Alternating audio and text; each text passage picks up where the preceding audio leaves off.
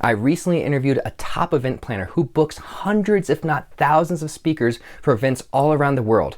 Today I'm going to walk you through the 5 qualities that they're looking for when booking a new speaker. Let's get started.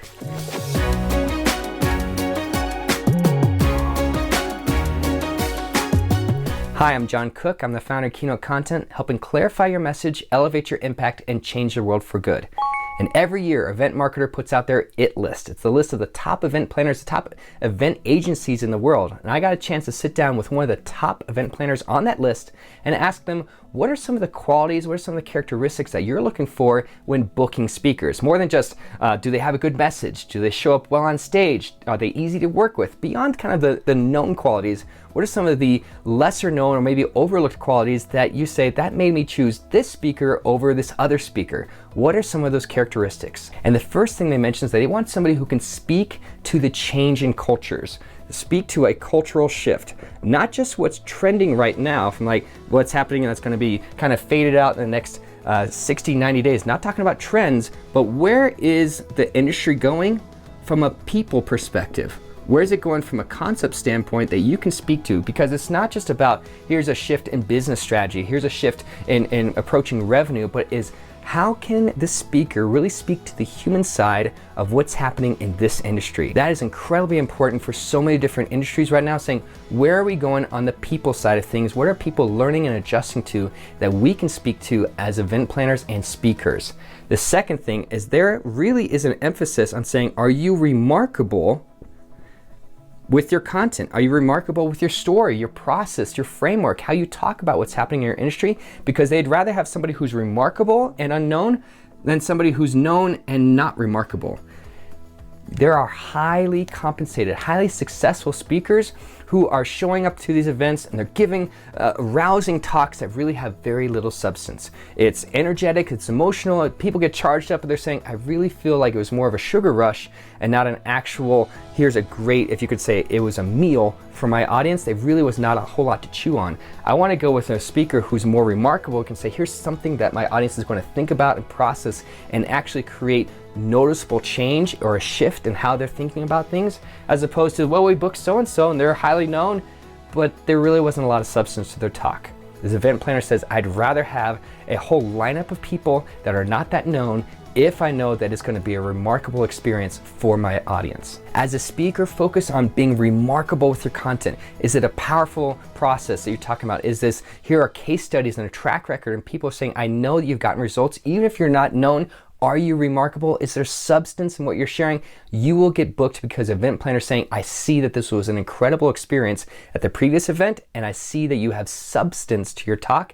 That matters more to me than whether you're just this well-known person who happened to be highly successful on the athletic field or in entertainment or something like that. I want it to be a great, remarkable experience for my audience. This event planner put a huge emphasis on being fully present for their speakers.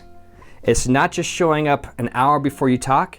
It's not just logging in 10 minutes and just making sure you're hopping into the green room, but they're saying specifically, I want to make sure that you're fully present with my event beforehand, getting to know my audience, getting to understand what is even the theme of the event. It's still remarkable to them how many speakers show up and they say, what's this event about? They understand their talk, but they don't really understand or haven't taken the time to understand what is this event really about and how does my talk fit inside that context to create a better experience for the entire audience. Do your homework ahead of time before getting booked. Before the event actually happens, what's the theme of this event? How does my talk and my expertise really fit well and complement this overall theme? Be present before, but also be present during. When the event's going on, don't just sign into the green room 10 minutes before it happens. Don't just show up an hour before your talk. Show up the morning of it or even the day before so you can understand, let's get a vibe, let's get a pulse on what's actually happening in the event space, in the hallways, with the event planner, with the person who's the MC. Get to understand and get to connect with them saying, what's the vibe right now? What's really going on? And how can I get a really good understanding so that when I walk on stage or when I come up on camera, that I understand here's what's already happened with the event, that I can maybe dovetail a little bit more of my message and be able to see here's exactly how the event's going. It's important for them to say you want to be fully present during the actual event. And the third thing that you've probably already picked up is also being present after the event. What do you mean being present after the event? They say when somebody reaches out to us and they said, hey, thank you so much for having so-and-so as a speaker, I reached out to them through their website and I never really got a response.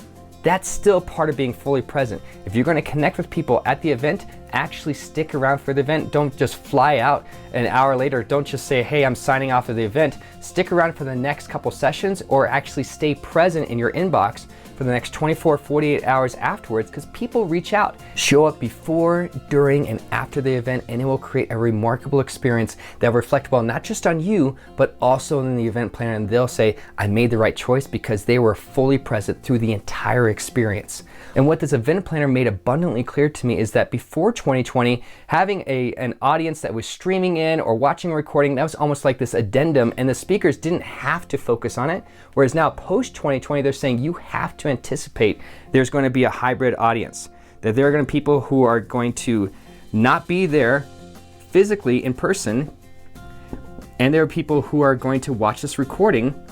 But either way, whether it's streaming live or whether it's watching the recording, you will automatically have to think of the two audiences, the in-person audience and the streaming or recording, what people who are watching the recording, that audience as well. And if you can call it out inside your talk, people say you understand how to create a great experience for the people who are here in person and the ones who are watching this later on.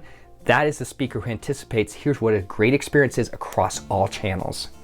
The fifth thing is that you have got to be earlier for everything. Even if you've turned in everything early in the past, you're saying, yep, I usually get it right on deadline. Take whatever that deadline is and move it forward a week, because different restrictions happen, different things change health-wise, different venue changes and shifts and whatnot. Schedules change because of availability, things pop up last minute. What you need to do is show up early for everything, including showing up earlier for the event. Instead of getting there saying, hey, maybe not even the morning of, show up maybe the night before so you can connect with that event planner earlier than you might have in the past. Send in your speaker information when you do your call for speakers, when you do the request for speakers, when you get booked. They're saying, hey, I want your slide deck. Don't send it to them the morning of.